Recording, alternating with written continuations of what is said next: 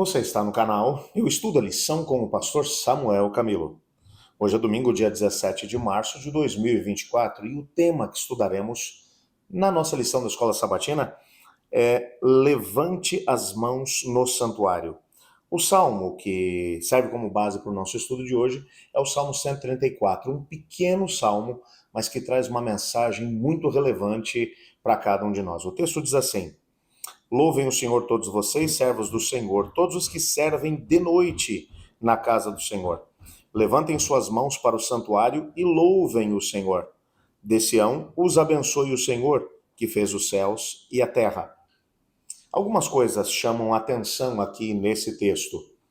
A primeira coisa que nós precisamos nos lembrar é de que o Deus de Israel, apesar de ser o único Deus, o Criador do céu e da terra, é também o Deus que não permitiu que nenhum tipo de representação física a respeito de si mesmo existisse.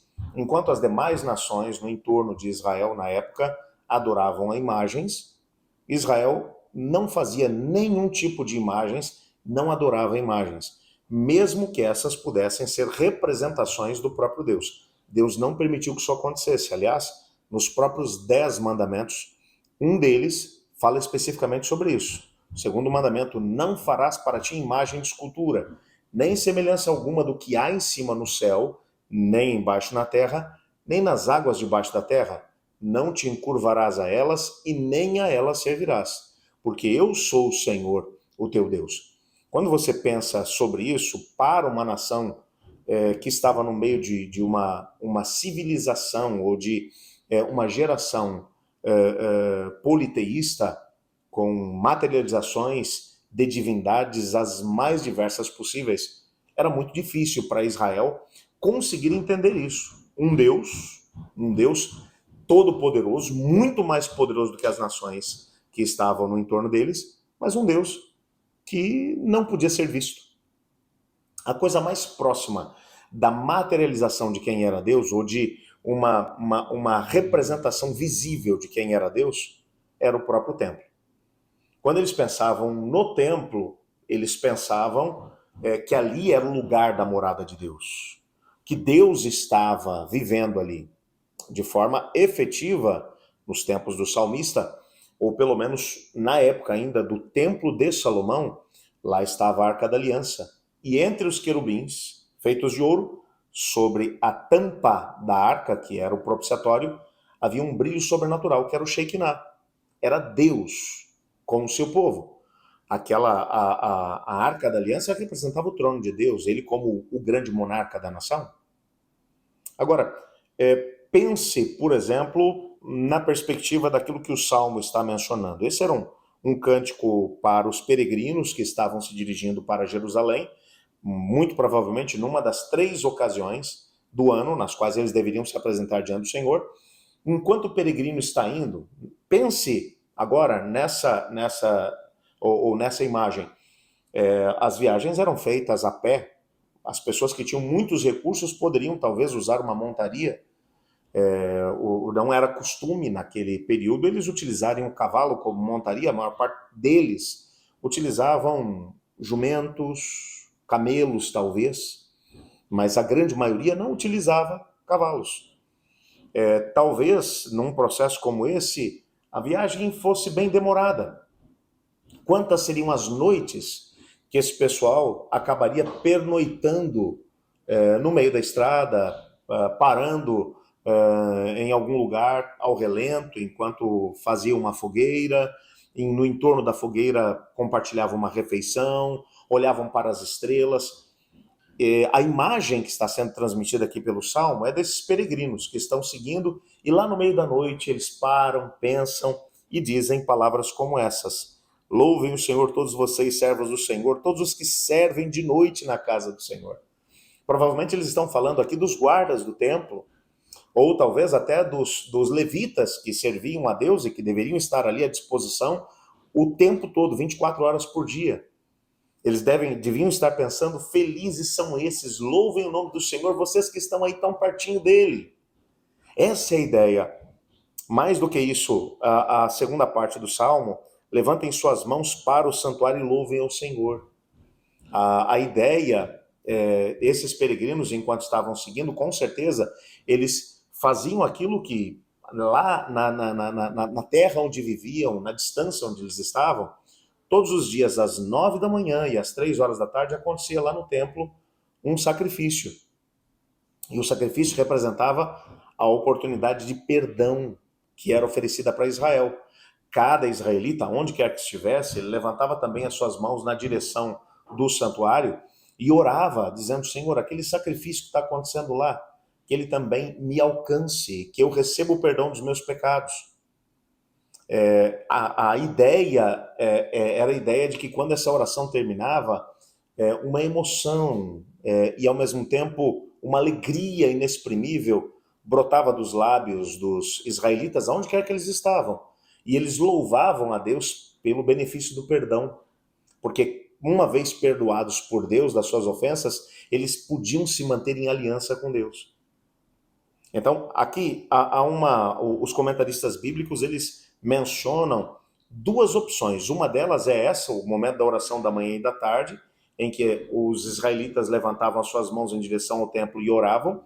A segunda questão era o que acontecia depois do serviço religioso, quando de lá do santuário, os sacerdotes levantavam a mão sobre a nação, sobre as pessoas que estavam ali assistindo a cerimônia, mas também essas mãos levantadas eram impostas sobre toda a nação, aonde quer que houvesse um israelita que estivesse orando com as mãos erguidas em direção ao templo, essas mãos levantadas aí pelos sacerdotes representavam também a bênção de Deus para eles, que é a bênção aarônica que vai aparecer lá em Números no capítulo 6. Que o Senhor te abençoe e te guarde, que o Senhor faça resplandecer o seu rosto sobre ti e tenha misericórdia de ti, que o Senhor sobre ti levante o seu rosto e te dê a paz.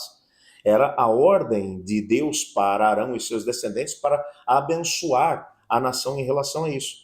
Então, todos os dias, de alguma forma, quando o sacrifício acontecia, uma bênção dupla vinha sobre todos os israelitas. Num primeiro momento, a bênção do sacrifício que tinha acontecido, que representava perdão para todos. Mas, ao mesmo tempo, agora, uma vez que tinham participado dessa cerimônia e tinham recebido o perdão de Deus, eles continuavam agora em aliança com Deus.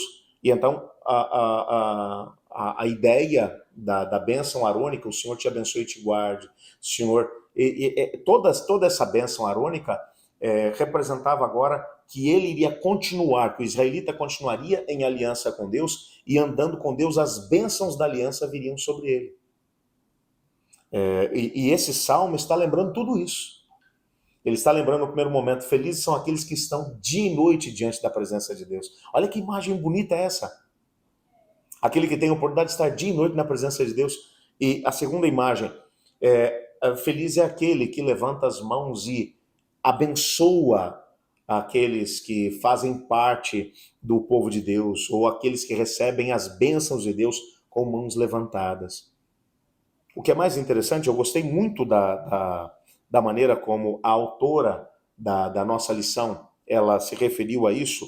Ela vai fazer eco do texto de 1 Pedro, capítulo 2, versos 4 e 5, onde Pedro diz assim: chegando-vos para ele a pedra que vive, rejeitada sim pelos homens, mas para Deus eleita e preciosa. Também vós mesmos, como pedras que vivem, sois edificados casa espiritual para ser de sacerdócio santo, a fim de oferecer sacrifícios espirituais agradáveis por intermédio de Jesus Cristo. Pedro aqui está dizendo que nós somos edificados como um sacerdócio real, agora como povo de Deus. A ideia é que, como povo de Deus, agora com as mãos erguidas, nós abençoamos o povo do Senhor espalhado por todos os lugares desse mundo. A mesma ideia que está lá no Salmo 134 é uma ideia que pode ser importada para nós. Felizes são aqueles que dia e noite estão diante do Senhor, na sua presença.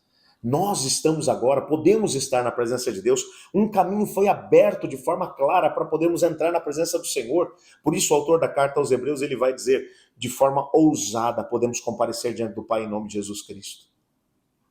Felizes são aqueles que dia e noite estão na presença do Senhor. Você tem tido essa oportunidade de viver essa realidade, dia e noite na presença de Deus.